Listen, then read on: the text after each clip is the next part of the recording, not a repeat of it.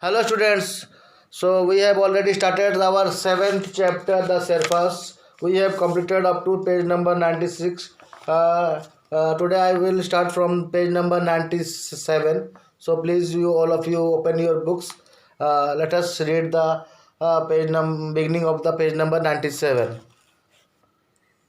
But if walking in the Sherpa's fate, it has also been their fortune.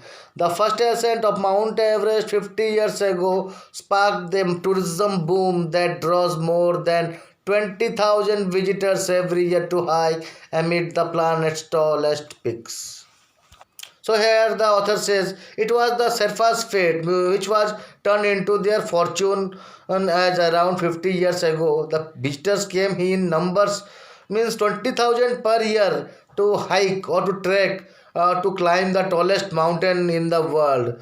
So the tourists play an important and vital role to develop the local tourism, which has also increased the economy of those Sherpas.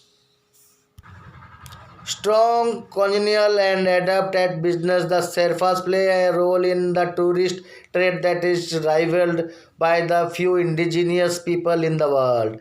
They serve not only as high altitude porters for mountaineers but also as guides for the larger number of trekkers who explore the region by hiking at altitudes under 18,000 feet without any technical equipment. The Sherpas won most of the lodges and hotels and many of the trekking companies, playing out their lives on the world's highest stage, winning friends with their warm smiles and calm competence.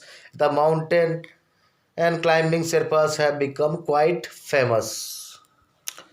So here the author says the Sherpas now, as they are totally adapted with their surroundings and spend most of their time to serve the tourist.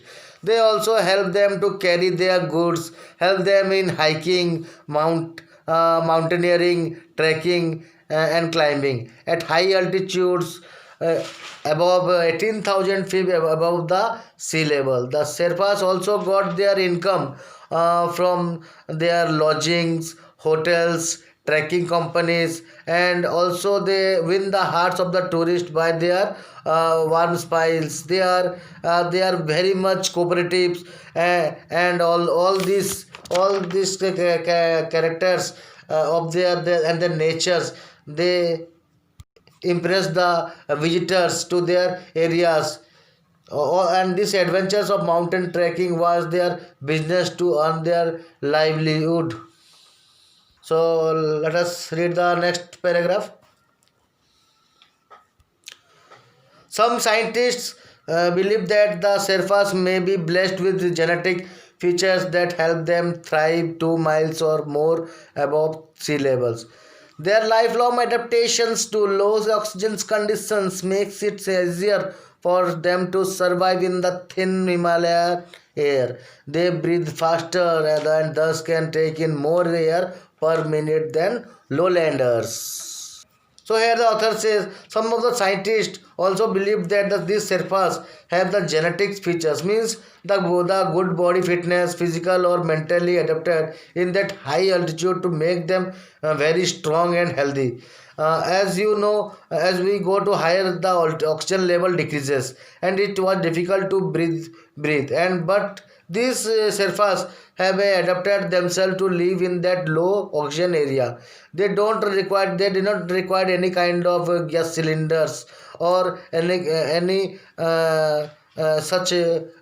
equipments to live or to breathe on that in that area. They breathe faster and so take more oxygen than us. Lowlanders means the people live in the plain areas. So let us read our next paragraph. On account of their reputations as climbers, the Sherpas are the best known of the 30 or so groups that make up the Nepalese populations. The word Sherpas is so familiar that it has become a generic term for a porter or a guide. Almost every Sherpa in the trekking business has a story about a client who turned to him and asked, "How long have you been a Sherpa?" And Sherpa isn't just an ethnic identifications like other minority group in Nepal. The Sherpas often use their ethnic name as their last name as well. So, as per the reputations as climbers, the Sherpas are the best known of the 30 and from the Nepalese population, the word Sherpa is now so common, which today means the mountaineering guide for the tourist. And in trekking, every Sherpa has their own innovative stories to impress their visitors. And in return, when any tourist asks them about any Sherpa, how long have you been a Sherpa? And Sherpa told that they use their name as other lower caste people in Nepal and always use the Sherpa as their last name and serve the tourists. So it is the end of the page number 97. Students, please read and understand the chapter. I will send the next part in my next video. Goodbye.